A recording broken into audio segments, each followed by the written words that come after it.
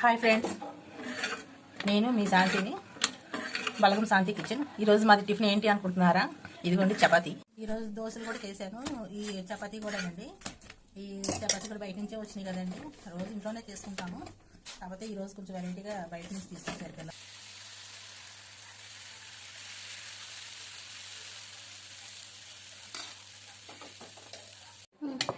ఇదిగోండి మరి అట్లు కూడా చెప్పాను కదండి. ఇదిగోండి 2 దోశలు అండి, 2 దోశలు వేసుకున్నాము, ఒక చపాతీ వేసుకున్నాము. ఇదిగోండి చట్నీ కూడా వేసుకుంటున్నాను.